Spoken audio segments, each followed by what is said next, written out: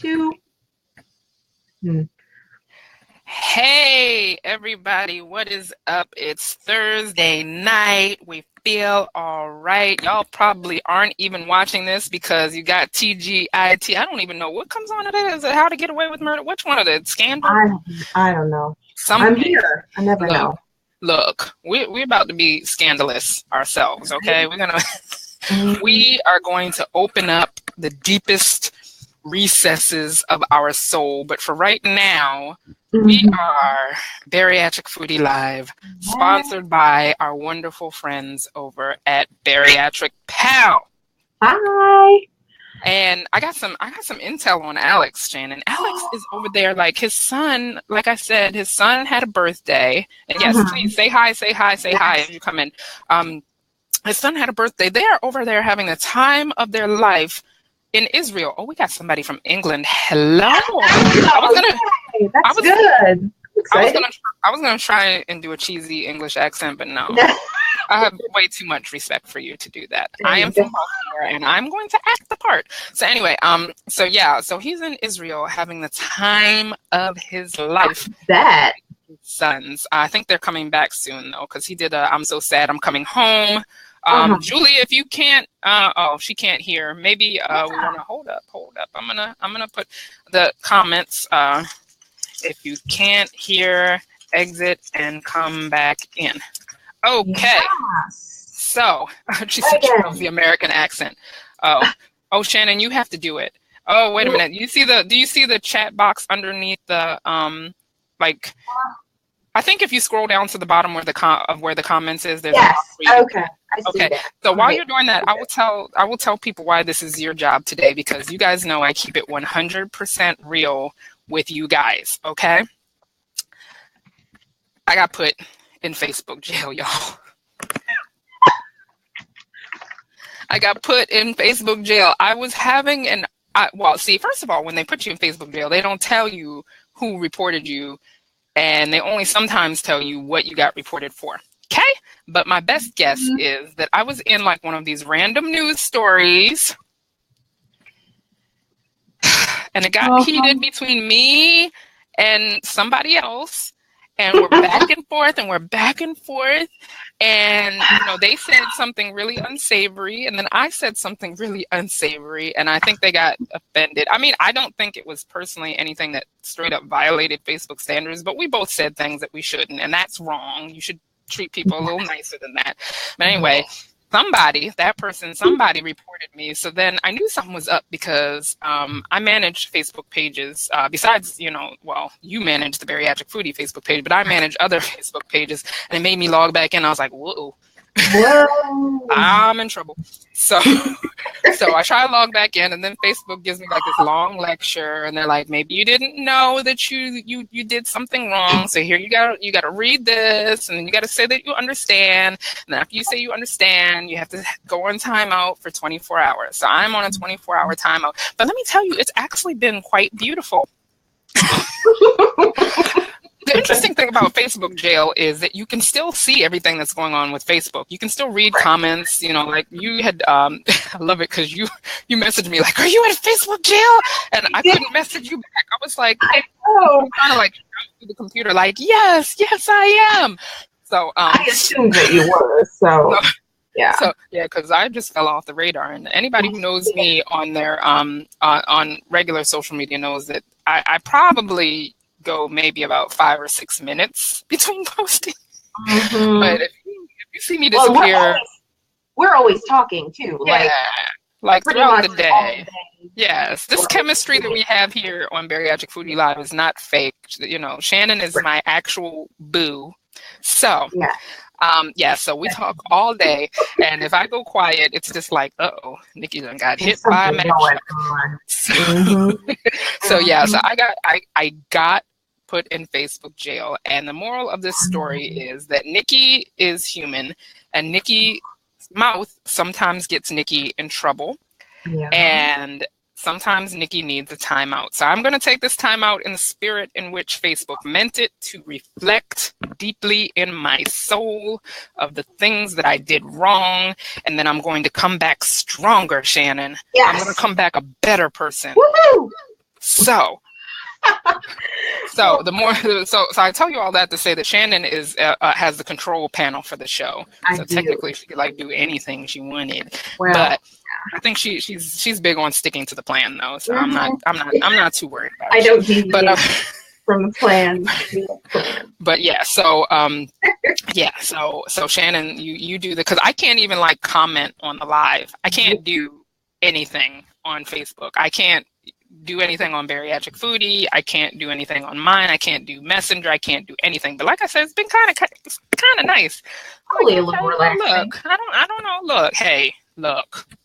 Mm-hmm. Facebook. I don't think though. I don't think my Facebook friends have caught on to the fact. Like I had a friend post that Nik is in Facebook jail. So if you if you don't hear from her, don't be worried. She did not get hit by the Mack truck. It's amazing when you've had cancer, people think the weirdest things happen to you if you disappear off the face of the earth. Right. I don't have cancer anymore. I am cancer free. But people think they get really, really worried about you. So, I had her post, and I don't think that they have realized yet that they can say anything they want to about me, and I can't respond. That's the first thing I'm going to do. That's like the first thing. Like after you get off this line, let me tell y'all what I really think about Nikki. And she can't respond. And she can't respond. Let everybody just put your thoughts in this little box. Anyway. So we've been starting out with burning questions. So if you have any burning questions, I have yet another story to tell you guys while we're waiting on any burning questions that come in. And burning questions can be anything, post-op life. Nikki, what did you eat for lunch? Shannon, how are your kids? Whatever. Right. So burning questions that you need to get out of the way. You came here needing to know something about bariatric life, healthy living, whatever, that you want to ask us, and we will answer them. But in the meantime, I want to tell y'all. Like, you have to ask the questions, though. Yeah, you do have to. Yeah, you ask us the question. We may not actually know the answer to the question. That's true. We may make stuff up, but, No, let's not do that. Let's be... No, we won't. We won't. I'm already in trouble on Facebook, Shannon. You're trying to lead me down the hole. Anyway, so I thought while we were waiting for if anybody has any questions that I would tell you about the ZzzQuil incident. I want to hear this. I want to hear it. The ZzzQuil incident. Okay, wait a minute. Allie, I know Allie said, wait a minute, before, do you eat things like bread, oats, pasta, etc.? I can only see part of that comment. So it says, do you eat things like bread, oats, pasta, etc. every day, or keep it low? I get like reactive hypoglycemia episodes, so I actually am not a huge starch eater. I just got out of the practice of serving it on my plate, and then I even got out of the practice of serving it to my family, but I gave them their stuff back. But thankfully, with the oldest kid gone, the oldest kid was like simple carbohydrate and high fat foods. Like the child, like she actually got a dose of reality from her doctor when she had her checkup before she went off to college, because her blood pressure is not high, but it's like a little bit elevated, so she's got to lay off some of the crap food. My child eating crap food. But my youngest daughter is like a super healthy eater, so she tends to like she asked me to make quinoa the other day. Like she requested quinoa, like couscous and things like that. And sometimes I'll have like a spoonful or something. But yeah, I try not to do that a lot. Bread's not that important to me. I think I said on the Saturday live that if I do get bread, it's from the baker. It costs like $5 a loaf, and I savor my little piece of it and share it with others. I think somebody asked us, wait a minute, how many ounces a day in a meal do you eat? How many ounces do you eat, Shannon? In a meal? Oh gosh, I haven't checked myself in a minute. So, but it depends on what it is. I have my nice Live Liga Just Right bariatric set.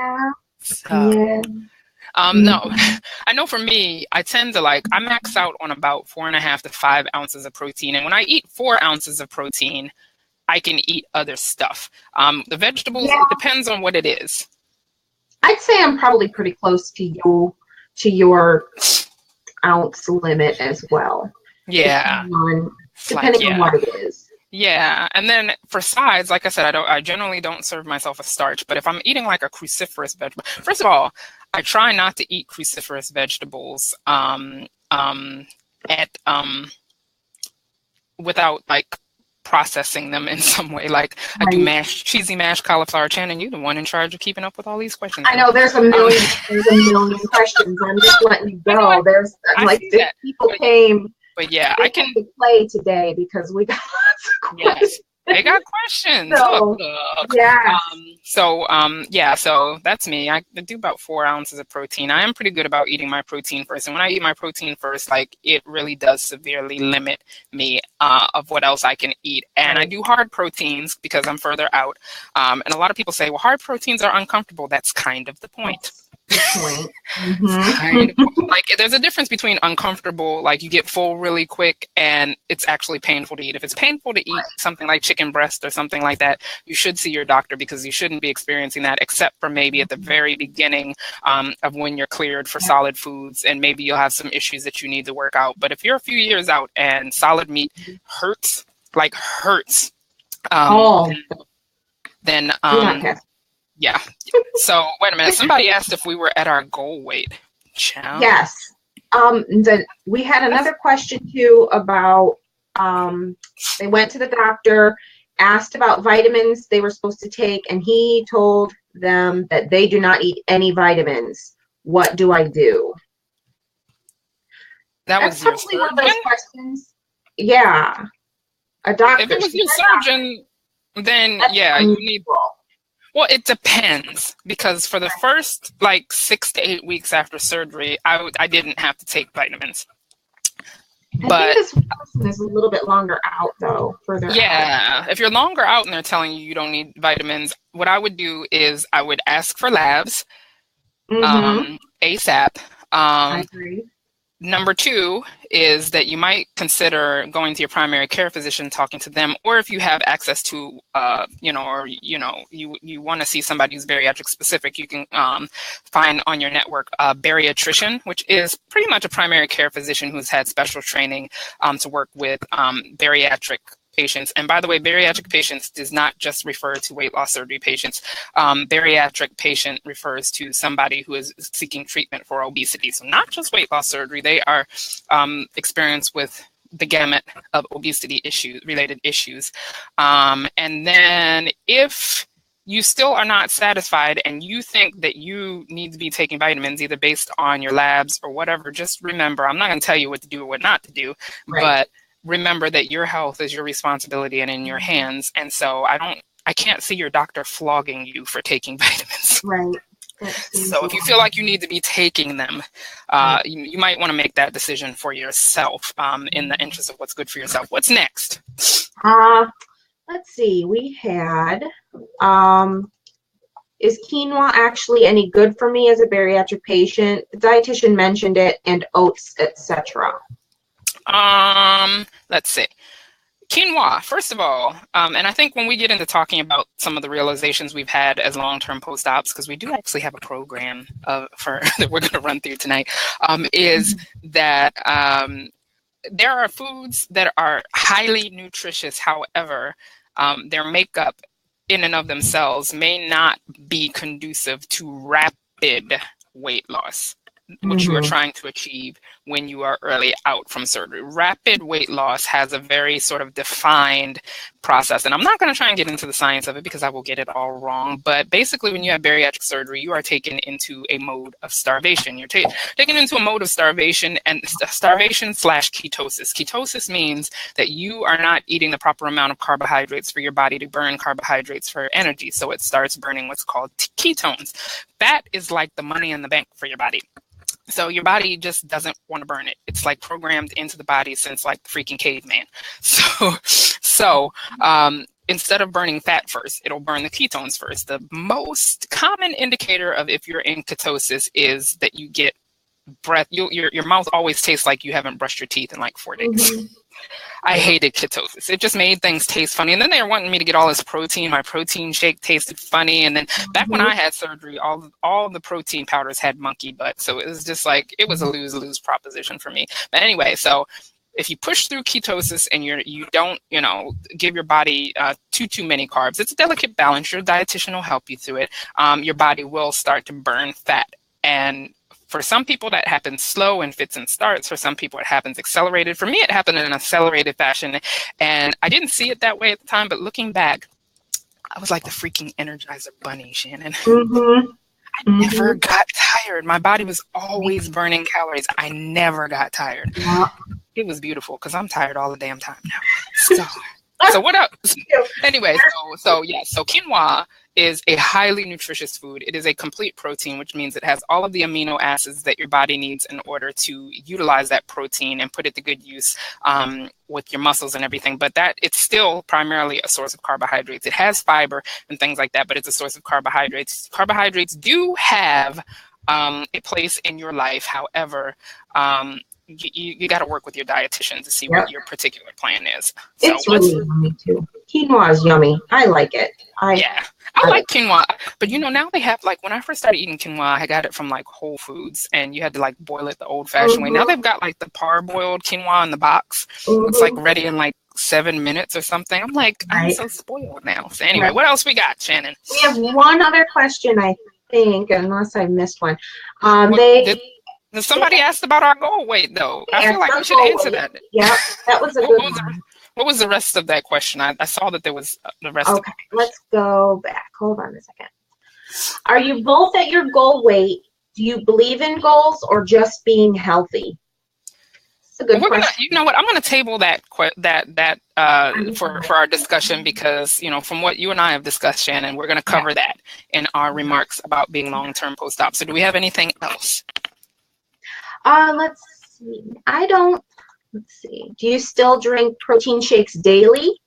Is it still good to drink them far out post-op? I hope. Good to drink them. Do you drink them daily? I drink them daily. I drink them as my breakfast. Oh, okay. I don't drink them daily. I drink them several times a week, but I don't drink them daily. And here's the thing is I'm not a person who, like, my surgeon, I'm convinced, took my excessive sweet tooth out when he, did my pouch up because this is like too sweet. It's just too. And so the protein shake fills in that gap for me when I want something sweet, but I don't want something sugary because I learned, unfortunately, I'm like one of you've known me for years. I'm a trial and error person. So by trial and error, I learned that there are certain circumstances under which Nikki can tolerate sugar without any consequences. I'm not going to tell you what they are because I don't want you to replicate that process. I'm trying to say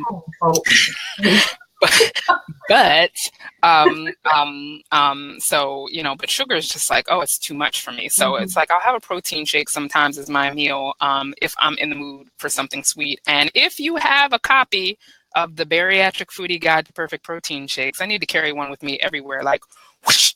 Pam, since you're in the you're in the audience there, would you mind dropping the link on Amazon to the Bariatric Foodie Guide to Perfect Protein Shakes so that people can see it? I have a gazillion protein shake recipes. I can make protein shakes taste like almost anything. Now, are protein shakes good for you long term? That's an individual question. I have seen people who have sort of come to rely on protein shakes and never really got their stomachs acclimated to food. So food is really, really difficult. Pam, can we drop the Amazon link though? Because I'm actually out of that page has an option to buy it from my site, but I'm actually out of stock of the books on my site. So the Amazon link is better. I ain't got no books in my house right now. He sold out. So thank you, Pam. See, Pam is my good friend, so I can say that, and she'll cuss me out later. But yeah, is it good? It depends. If you feel like you are avoiding regular food and you want to, you went into this with the intention of having a better relationship, a healthier relationship with food, then they may not be good for you. If you are a person who, fills in the gaps of the sweet tooth with protein treats and things like that, and has them sort of in their life that way. You know, I would say that that's probably a healthier approach, but who am I but a post-op? Okay. I do mine with my coffee in the morning, every morning, because I cannot eat in the morning. Yeah, no. I mean, I've punished myself trying to, you know, eat healthy breakfasts in the morning, and I'm like, why am I doing this when I know it's not? I always feel like junk afterward, even if I'm eating healthy stuff, you know, like I'll have a scrambled egg or something, but I always feel junky afterward. And then I go, why do I do it? Why do I continue to do it when I know I have something that works for me? So for me, I'd rather do a protein drink with my coffee in the morning than feel like junk in the morning, and I can actually get up and do stuff. So nighttime is kind of like this miracle. I mean, not nighttime. Morning time is the miracle time of the day when I think everybody's stomach just doesn't work. So I completely understand that. I'm like a freakazoid who can eat straight out of bed. So right. But sometimes I'm just not in the mood. It's like when you wake up, there's just so much going on. I need to stop checking my Facebook as soon as I wake up, because that gets me in a mood, and then I don't want to eat. Then I go out of the house, and then I have a meeting, and I don't eat till like noon. And then you get in Facebook jail, and you know. All right, I know there were more questions. Like, keep them coming. There's some more questions. So we this might end up being just like a question and answer, and then we might do this. I don't know. This one says, name one thing you have done that you've always wanted to do after your weight loss. Ooh. A hard one. Well, I didn't know. Well, go ahead. I didn't know I wanted to do it before, but after I lost weight, I did I ran a couple 5Ks, and I did a 5K relay with a marathon relay. I ran the 5K portion of a marathon relay with some friends of mine, and I didn't know that I wanted to do that before I had surgery, but I thought I could try it, and I was in a much better position to do it. And I know that, I mean, I've seen videos. We saw there was a recent, like, kind of like viral type video of a she does like all those really awesome, like, super, like, 60K runner or whatever, and she had, you know, she has she's overweight, but and more power to her, because I loathe every step I take when I run a 5K, but I've done it. I do it, you know, but that was one thing that I never, you know, I never thought I wanted to do it, but I proved that I could do it, and that was exciting. I always say me and Pam are the same person, but you might be competing with me for being the same person. Yeah. The only way you're going to see me, that running is like a way that I cope with extreme stress. Like when my mother died, oh, look, Shannon's mom. Hi, Shannon's mom. I love her. She's always here. But, you know, I went out and I coped with my grief by running. But aside from some major tragedy in my life, the only time you are going to see me running is if the zombie apocalypse has started. Right. And you should run too. For me, there's one thing that I did, and then one thing that I almost did but didn't get to do. The thing that I did was that I went ziplining in Vegas. Oh, I still want to do that. That was good, because I kept like checking the scale, like, am I under the weight? Am I under the weight? And the guy was like, you are way under the weight, girl. Just get on this thing. But that was so thrilling. And then the thing that I almost did but didn't do, it was my second Halloween post-op. Stop me if you've heard this. No, don't stop me. And I was at my absolute lowest weight. I was at like 170 pounds. But interestingly enough, I'm kind of tall. So 170 pounds on me was actually like a size 6. I should have appreciated those days, girl. Which will get us back to the whole, are you at your goal weight question? Right. But I was a size 6. I was feeling myself. And this was the year that Beyonce's Single Ladies, you know, like all that, right? I was going to be Beyonce from Single Ladies for Halloween. You right? should I did went that. out. Now, see this is when I still had hair, Shannon. I don't have Yeah, well, yeah, and you could have. So I had bought a wig for this occasion, a blonde Beyonce wig. I bought the jewelry. I bought a leotard. I was going to have somebody, because Beyonce's was like a one-arm leotard, so I was going to have somebody like modify it. I had the heels. I had the fishnets. I had the, I didn't have that like really like, she had this ring on that looked like it would kill you, like go in your jugular or something, or in your like do a tracheotomy with it or something. But I didn't get that. My kids at the time were 10 and 7. They said, "Mom, please don't do this. And if you do this, please don't make us go trick-or-treating with you." But I was like, I'm going to do it. I am going to be Beyonce from Single Ladies for Halloween. And do you know what happened, Shannon? I got the flu. Y'all. I got the flu. The day before Halloween, I got the flu, and I was down with the flu. Now, see, my youngest daughter, for being evil, she got the flu too. So what ended up happening was my oldest daughter went out trick-or-treating with my brother and cleaned up. She did share candy with her sister, so that was a nice thing. So that's something that I almost did that I wanted was become Beyonce. Yeah. All right, so, all right, keep them rolling. All right, let's see. We have. Let me go back. Are we going to answer the go away question, Shannon? I know we'll get there. Let's see. I got some words for that. No, but we have somebody asked about overnight oats. Same opinion as quinoa, and then we got a question about head hunger. Does it ever go away? And Marianne, it depends on what I want. Sometimes I use chocolate and make a mocha protein coffee. Or sometimes I do vanilla and put cinnamon in there and do like cinnamon. I'm assuming Marianne asked you what kind of protein. Marianne asked me what kind of flavor I use in my coffee. And so I use vanilla. I use whatever I feel like having. And I keep sending you like little random squirrely things. Working with me has one perk. You get random stuff. So far as overnight oats, you can make protein overnight oats. I would suggest that you go to the Buy Pro USA website. They have a downloadable bariatric cookbook. You just have to sign up for their email list, and they give you a couple of different recipes for protein overnight oats. For me, oatmeal without any protein is a recipe for a blood sugar drop, so I wouldn't do it. However, know thyself, but I would do a protein overnight oats in a hot minute. What was the other question? I forget. Head hunger, does it ever go away? I'm gonna say no.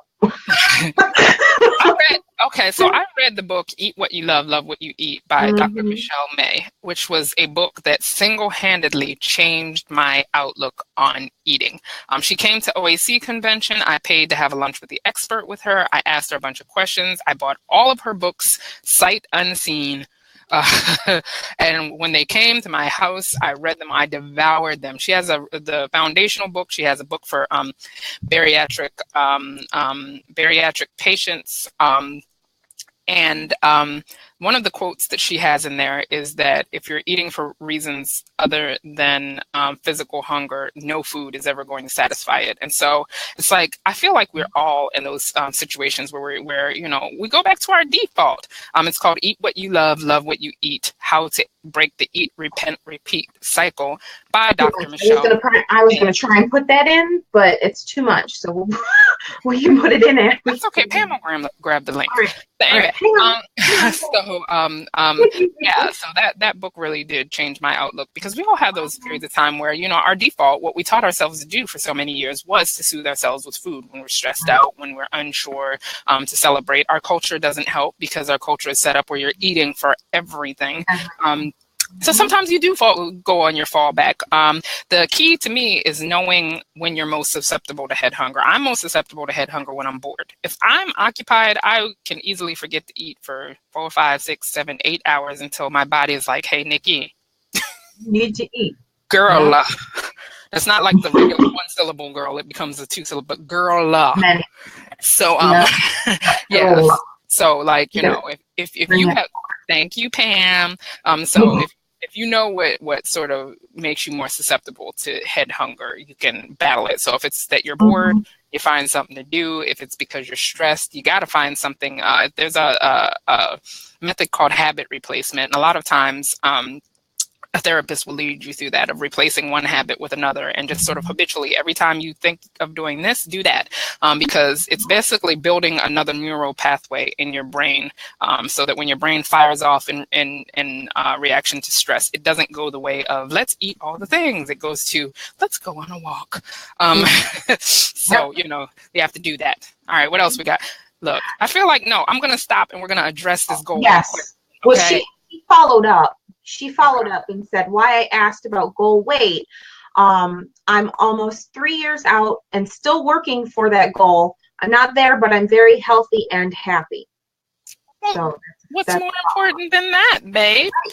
What is more important than that? To me, habits and goals that will serve you well for the lifetime are, it's not that weight is unimportant. Having a vastly elevated weight is a risk factor for a lot of different medical conditions. I'm not going to say weight's not important. Yes, weight is important to your health. However, if you are practicing healthy habits, a healthy body kind of follows that. And sometimes you get to your sort of natural body weight set point, what people call that.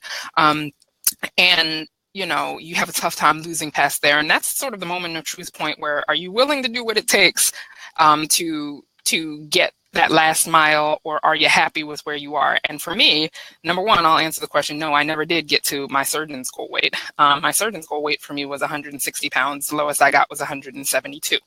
I bounced from there. I now sit at about 200 pounds. I've been maintaining 200 pounds down from my highest high weight of 350 and my surgery day weight of 327 for 5 years. So, but I'm able to do things that I wasn't able to do. I try to stay active. I'm not going to sit up here and tell you I exercise 3-4 hours a day. I don't, but I try to stay active. Anybody who's ever hung out with me knows that I move around a lot. I'm kind of hyper. And those were things I couldn't be before. But when my weight did stall out, when I bounced, it was kind of scary, but then I came back up to a point where I just seemed to stay, and I seemed to be able to maintain that naturally no matter what I did. If I ate like crap, I stayed 200. If I ate wonderful, I stayed 200. And so at that point, it was a point of, do I really want to do what it takes? Do I really want to cut everything out of the diet, cut all the things and exercise like 4 hours a day and things like that? Because once you get past a certain point, your body needs that extra something to get to the goal weight. And some of you are going to do that, and I respect that choice. That is not the choice I made for myself. The choice I made for myself was to keep practicing my long-term healthy habits and build my life around that. What about you, Shannon? So I was my highest recorded weight was 393.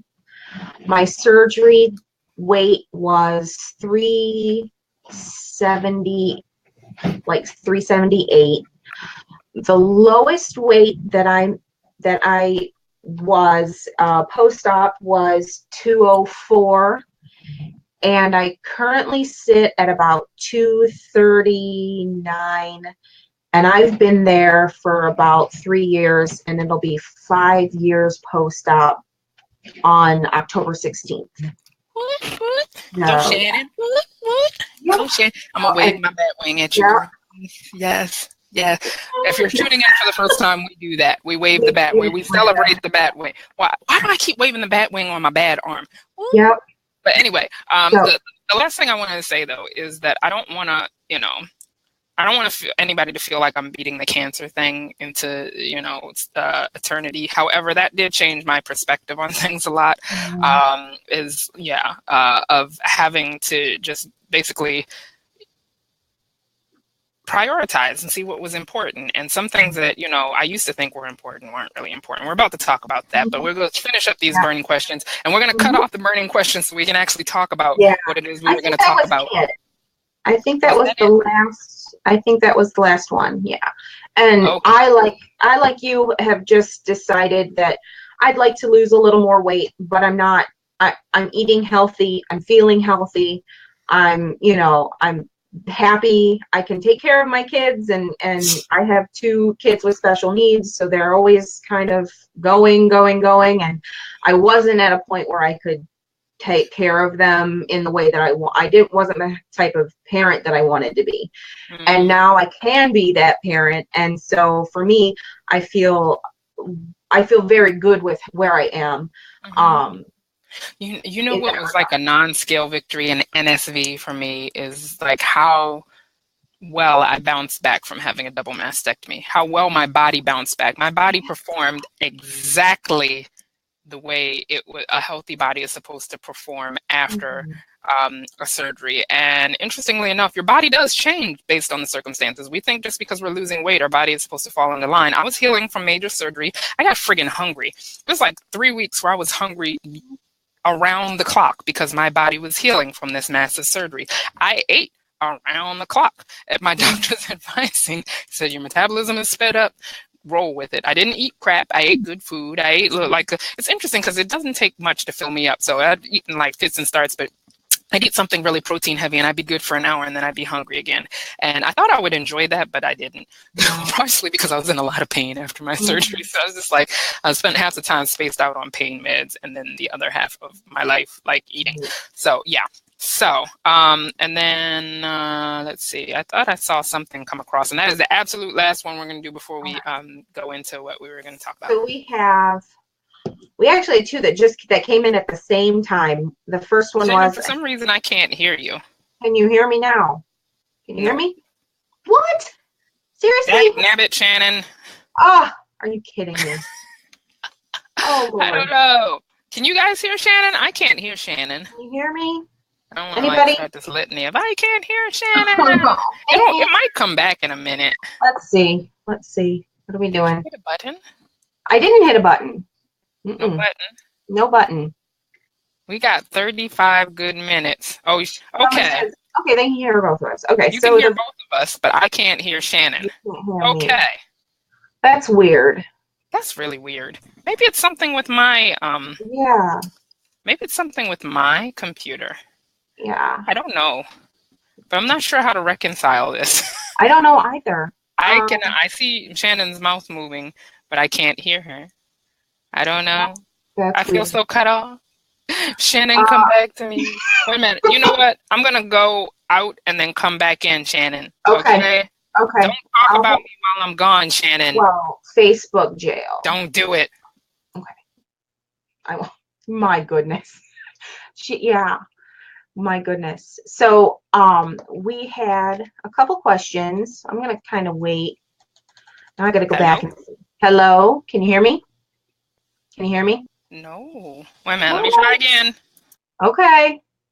This is weird. This has never happened. I don't know, guys. Let's try one more time. Let's see. Maybe she unplugged her. Hello?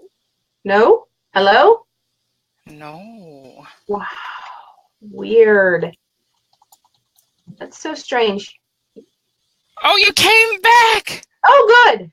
Oh my goodness! Thank you, Lord Jesus. I don't know what that was. I don't know. That's really strange. It's like really weird. No, It wasn't the headset. I didn't do anything different to the headset. Now I can hear fine. No, it's not the headset, people. All right. It was just the internet messing with me. Anyway. Okay, so we had 2 questions that came in right at the exact same time. First one was, I sat at 145 for 5 years, gained 20 this year, and can't seem to lose. Did my body reset again? And then we had another question from another guest who asked, why do some people go from sleeve to RNY? Okay, question number 1. Does your body reset again? I'm not exactly sure what that question means. However, I would say that we are probably the last 2 people on the earth to answer it because we don't have medical degrees and we don't play doctors on TV. However, I will say that if you still have access to your bariatric surgeon's office. They are there for you. They're supposed to be there for you for the rest of your life. You're going to be managing your weight for the rest of your life. Go see them, see what they recommend, see your dietitian, see a dietitian. If you don't have a dietitian, you can check with your insurance. I don't know if you guys saw my review of Good Measures, but Good Measures is an online dietitian platform that I use to access a dietitian like whenever the heck I want to, weekends, evenings, whatever. She's like my little nutritional secretary. She I'll tell her I want to eat some shrimp. What can I eat with some shrimp? And then she'll just send me 12 recipes with shrimp. I love her. So anyway, so that's Good Measures. And so, get yourself a dietitian, get yourself into that bariatric office, get checked out, because they will be able to tell you what exactly the exact steps you need to do, because I would be doing you a disservice if I were to try to answer that question. And then about why do some people go from sleeve to Roux-en-Y? Sometimes, there's different reasons. You'd have to ask somebody who's actually done it. But for some people, it's because they've experienced regain and they want to add the malabsorption. And for some people, there may have been a problem with their anatomy and they weren't losing sufficiently. There's just a whole bunch of reasons. But the important thing to remember is my original plan was to do that. Sorry, I keep talking over you. I'm sorry. But my original plan was to do a sleeve and then wait 6 or 8 months and then go back for phase 2 and do Roux-en-Y. So basically it was kind of like a wait and see type thing. Wait and see. See how you do, because I qualified for Roux-en-Y because I was so large. And then at the last minute, I was like, well, that's kind of just silly to me, because I know I need to lose a large amount of weight, and it doesn't make sense to go through surgery twice if I can get an optimal result with one surgery. So in the end, at the very last appointment, I was like, I changed my mind. I want to do Roux-en-Y. And they did. They switched up the whole thing. They got it reapproved. And because I was approved already for the sleeve and the biphasal procedures, and they went back to the insurance and said, she changed her mind. Let's do the full Roux-en-Y, and they approved it. So yeah. So and the important thing to know about the sleeve versus the Roux-en-Y is the sleeve is not a malabsorptive procedure. It is simply restrictive. So they are restricting the amount of food you can eat, whereas Roux-en-Y and a duodenal switch are both malabsorptive procedures, which means they limit the amount that you can eat and they limit the amount of nutrients that your digestive system can absorb. So sometimes, there's different tools in the toolbox, and sometimes folks do them. Okay, I saw somebody ask a question about a plateau, but we're going to move on because I feel like some of these other questions we're going to answer in what we have to talk about. So we have a couple of questions we're going to answer as long-term post-ops. And we're going to take turns going first answering them. And actually, we titled this, What's It Like to Be a Long-Term Post-Op? But we're not answering that question because that's kind of a broad question. So we're going to go through a couple of other questions. So what is our first question, Shannon? First question is, what was important to you at first, but is not as important now? Do you want to go first, or do you want me to go first? I'll go first.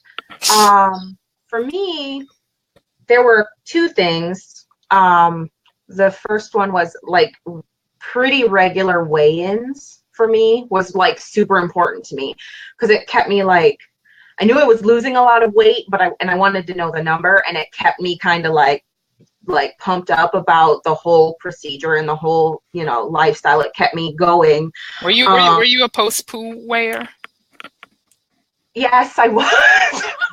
Yes, I was. How many people do that? They have a really good, first of all, it's a miracle that you do poo after surgery, but then when you do, the first thing you want to do is hop on the scale and see if you're lost in weight.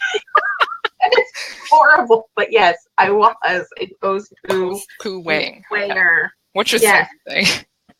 The second thing was tracking food, because I was noticing I tracked everything, every meal, kind of how I prepped it, how I served it, what I served it with. I kind of kept a really awesome like journal of food, because I was finding that I was getting certain foods that I wasn't tolerating very well. And I was sad because I still don't tolerate pork really well, and I'm really sad about it. I kind of like have a really hard time with not having pork chops and stuff, but it's the protein is just too dense. And I needed to know, like, if it was a certain preparation of the food or if it was just the type of food itself. And I came down to that. But it was really important for me to do that. But now, the further out, I kind of know what's good for me and what's not. I still have weird days where, like, I think things are going well and then it doesn't. But for the most part, I know about what's good for me and what I can tolerate and what I can't. And so it's not nearly as important for me to do very regular tracking of my intake of food, what types of food I'm eating. Awesome. Okay, so I also have two. Well, I mean, there's more than two, but I whittled it down to two. Brevity, people. Number one is Franken Foods. I used to be, now, if you are not familiar with the term Franken food, Franken Foods are foods that have been scientifically engineered toward a particular nutrient balance. So if you're eating bread that has way more protein than carbohydrates, you're eating a Franken food. So, you know, things like that. And, you know, Franken foods are not necessarily bad for you. I was, you know, you'll see in some of my earliest blog posts, and Shannon loves to dig out these early blog posts where I had horrible pictures and the lighting was horrible and my kitchen was horrible. I have since really become a really accomplished food photographer, people. But you'll notice that I used a lot of carb quick. Everything had protein. I would have flourless stuff with protein. I was really into Franken food. Today, there's still a little bit of Franken food in my life. Mainly things like there's this, well, I don't know if that counts as Franken food, but have you ever seen those Cocoa Pop rice cake things that are like big and flat, that are like 16 calories each? They're like, yeah, I love those things. I will put stuff on them and just go at it, and it's only 16 calories and it's crunchy like a cracker. So yeah, some things I still like, but for the most part, I'm a big fan of whole foods. My system can tolerate most vegetables. Like I said, cruciferous vegetables I have a little bit of trouble with, but my pouch can tolerate most vegetables. I'm not really a big fruit person, but sometimes I eat fruit. But I like food as close to how it came out of the earth as humanly possible, even if that means I'm eating more carbohydrates than I used to. Yes. And then my second thing is sort of in line with yours, which is that it used to be really important to me to obliterate all the carbs, like all the carbs. No carbs. I remember I was once in a bulletin board on obesity help, and I reamed somebody out for eating strawberries because they were carbs. So this was at the height of this mentality. I was a carbophobe. That's my term for it. I was a carbophobe, and it used to be really important to me to just never ever eat any carbs. And then I actually met Dr.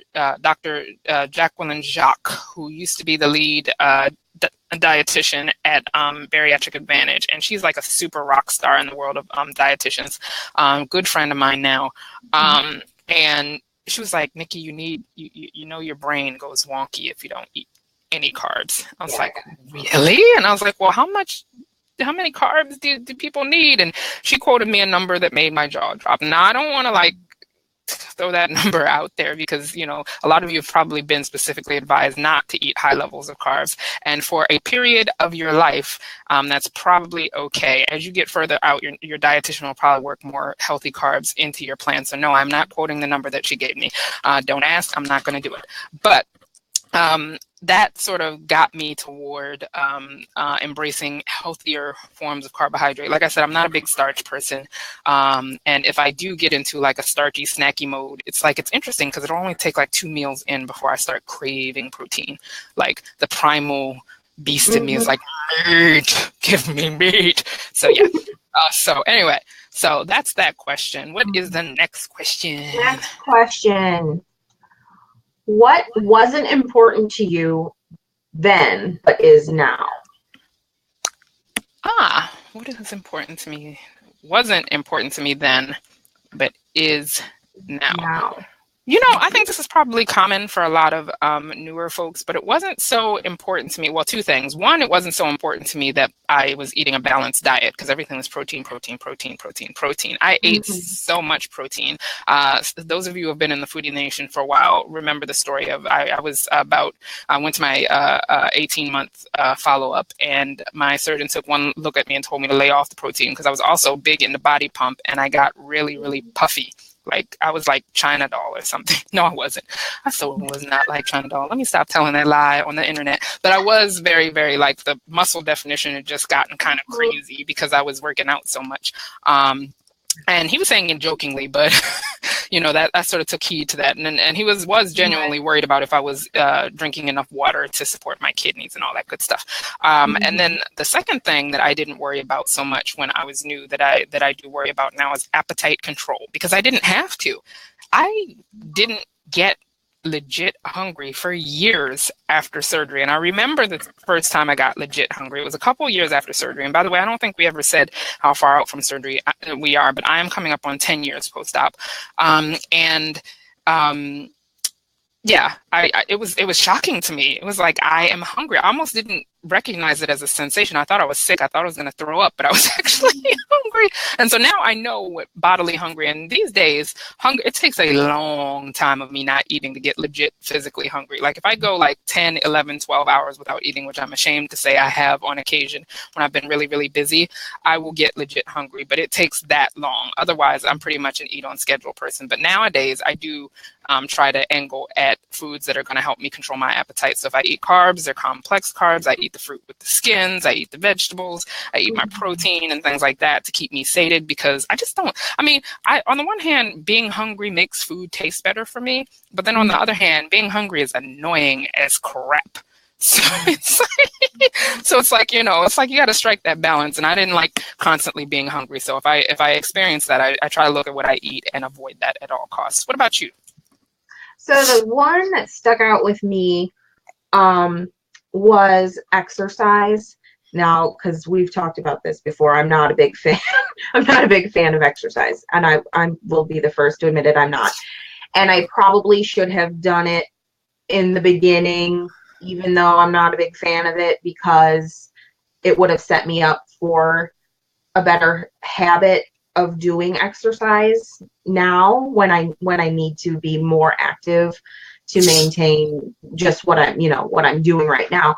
And so that's one of those things that it wasn't as important to me because I was losing a lot of weight really fast and it didn't seem like it was necessary. But there, you know, exercise is super important when you're losing a lot of weight, because I noticed that I wasn't as strong. And if you think about it, when you weigh more, you have to have a lot more strength to just to carry yourself around. And so you're naturally going to be a little more strong. And as I was losing weight, I was losing a lot of strength. And that should have been a huge red flag, like, hello, that I needed to work out more. I needed to be exercising. I needed to be, you know, maintaining that muscle strength. And I wasn't.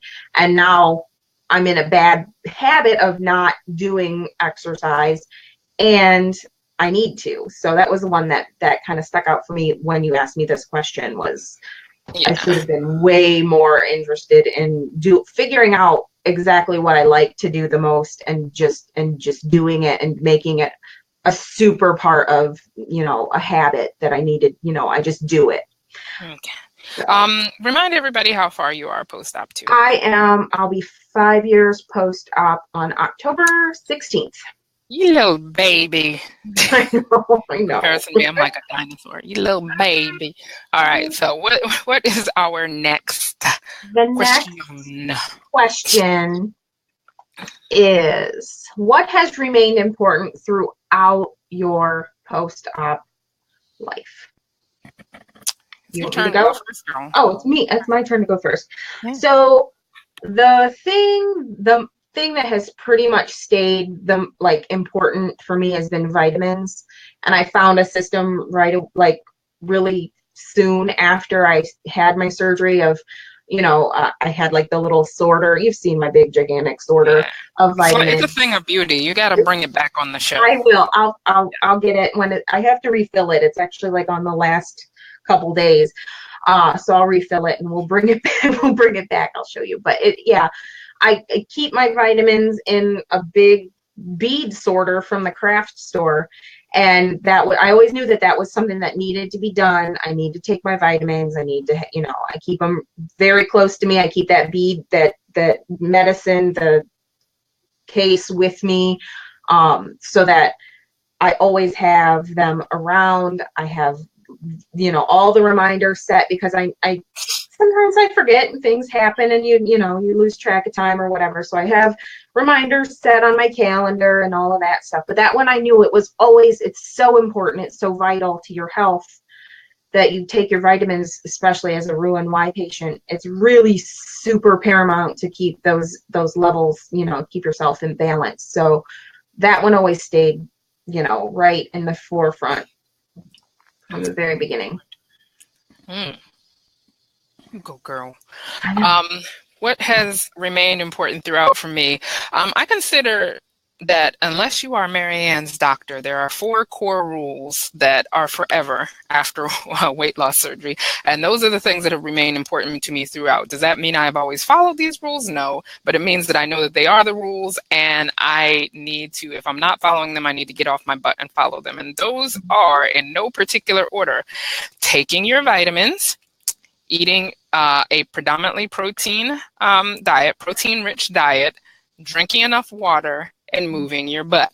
Those are sort of the 4 core rules after bariatric surgery. Those are sort of the core rules of a lot of different eating plans and things like that. So that's what's remained important to me throughout, is that I know those things. And if I fall off track, I do tend to just focus on those very simple things to get back on track. I'm not one of those people who's going to do one of those crazy methods that we will not talk about of getting yourself back on track. And I'm not going to be one of those people who goes on takes myself back to purees or liquids or anything. I just go back to good old fashioned hard proteins first, curb my appetite, get my body moving, and try to get on with it. I have fallen off the horse so many times that the horse actually left. So, and that's what always brings me back on. So we have one more question, right? We have one more question, and it is, what was never important? Whose turn is it to answer first? Your turn. Haha. Because I still don't know the answer. Okay, so for those of you who know me outside of Bariatric Foodie, and for those of you who have known me since Bariatric Foodie began, this will not come as a surprise to you. What was never important to me, I'm going to get real close to the camera, Shannon. Back up, because it might be a little bit too much, Nikki. What was never important to me, I'm going to look straight into the camera, was people's freaking opinions of me. That's never been important to me. I love each and every one of you foodies. Your opinion of me is not debatable. My opinion of me is what is important to me. You can ask me questions, but that's why you see me. If somebody tries to food shame me, I will shut you down. I won't block you from the page, but I will shut you down. Some people, their feelings have been hurt. If you try to body shame me, I will shut you down. If you try to anything shame me, I will shut you down. I love me, and it has taken this whole 10 years for me to be able to say that without an ounce of hesitation in my voice. But from the get-go, I really never cared that much about what people thought of my progress, of my losing weight. I never cared whether people knew that I had weight loss surgery. I never cared when I started to have the bounce back. That is life. Obesity is a chronic and lifelong disease, and I am battling it. And so sometimes there's going to be ups and sometimes there's going to be downs. But other people's opinions of me has just never been super important, especially in relation to my opinions on myself. Now, don't get me wrong. There's been times in my life where I've let myself down. Times in my life where I've done things that I wasn't proud of as opposed to. There's been times where I slacked off or I got away from being the person that I want to be. And in those cases, that bugs the crap out of me. It bugs the crap out of me if I'm not being my true, authentic self. But what other people think of me, oh no, ma'am, you won't. No. So that's mine. And now you got to follow that, Shannon. I know, man. All right. So I think for me, the thing that was never important was anyone else's story about weight loss surgery, what, you know, being a success or being a failure, or, you know, like, I knew I had personal, you know, people in my direct like circle who had had surgery, and they did not do very well.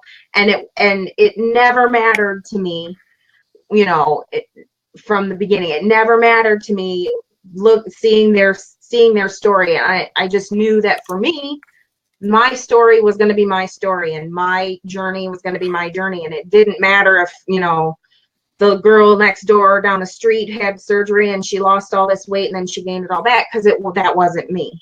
And I knew that for myself, I had to keep my focus on what I was doing and not worry about what anyone else was doing, because it didn't matter. It didn't matter. It was me. Somebody said, I think, that they wish that they could be positive about their body. Can you read that comment? Because I have a response to that. It says, I wish I could be as positive about my body image as you, with the little sideways, like, emoji. There you go. Look at you being like the expert producer of the show. You go. I did it. Woo-hoo. I didn't remember. All right. I want to make a distinction. Not caring what people think about you does not necessarily mean that you are positive about your body. I have not always been positive about my body. I do say that I love myself.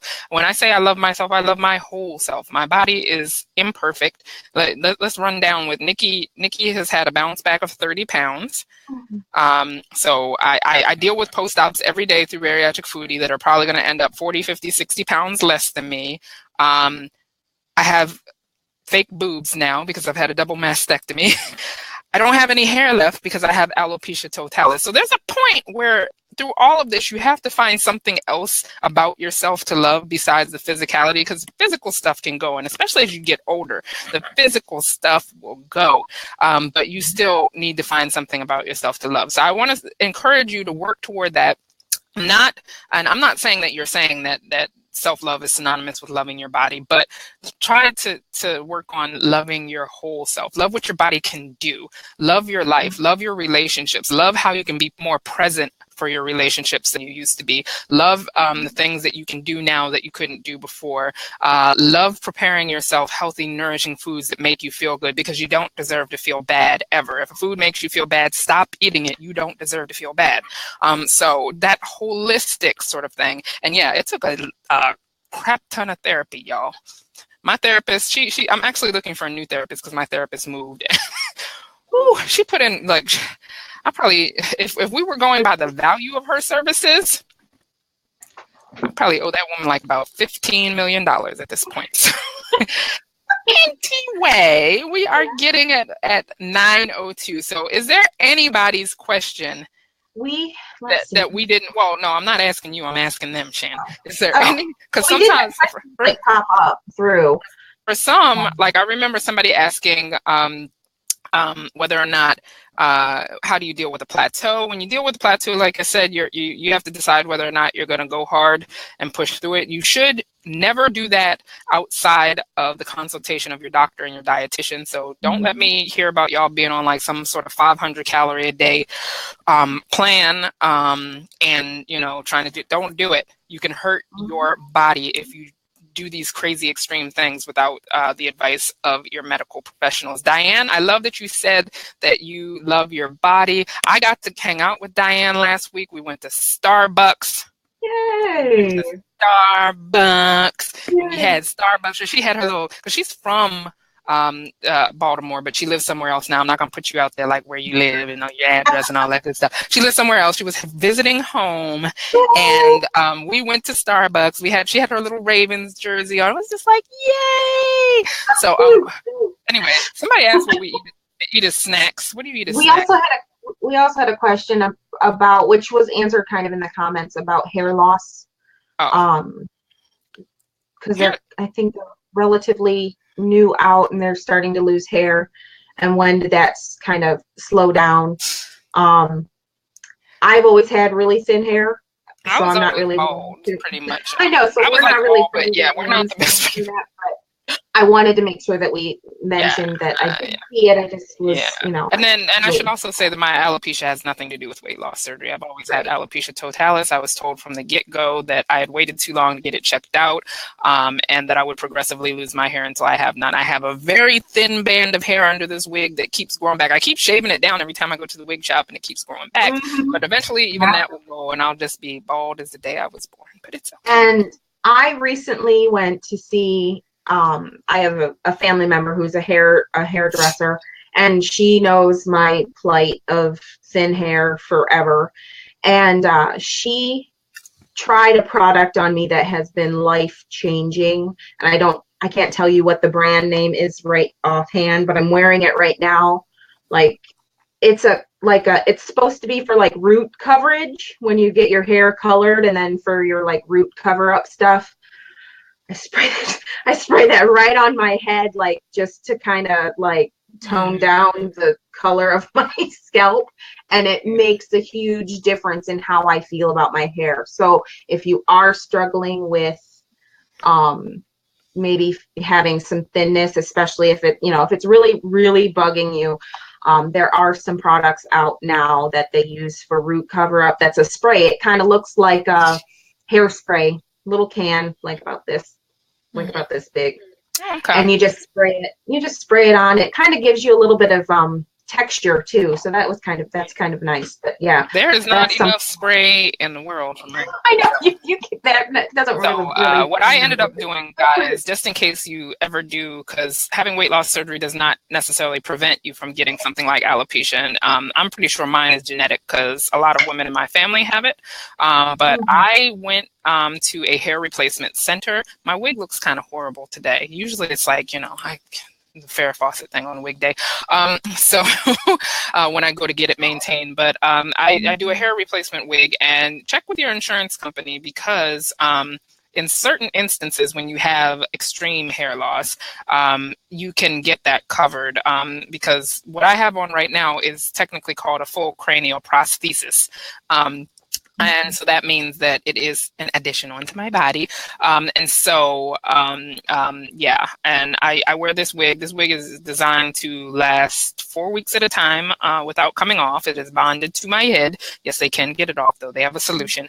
I go every 4 weeks to get it switched out. I've been with them a couple of years, so now I have a couple of wigs. So it's like, you know how you go into the hairdresser, you got to wait, and then they got to shampoo you, and then they put you under the dryer, and then you got to do 2 other things. For me, a hair appointment takes 25 minutes. They take the wig off. They wash my scalp. They put I don't have to be present in order to get my hair done. My hair was done the day before, and they just put it on my head. Boom. Fantastic. Pro tip, y'all. Anyway, so do we have anything else, or are we wrapping up? You make the decision. I think that's, let's see. And Marianne asked me to let them know what that product is. That's the spray, and I will make sure that I get that. Let me go back. I think that was it, unless we get a call for.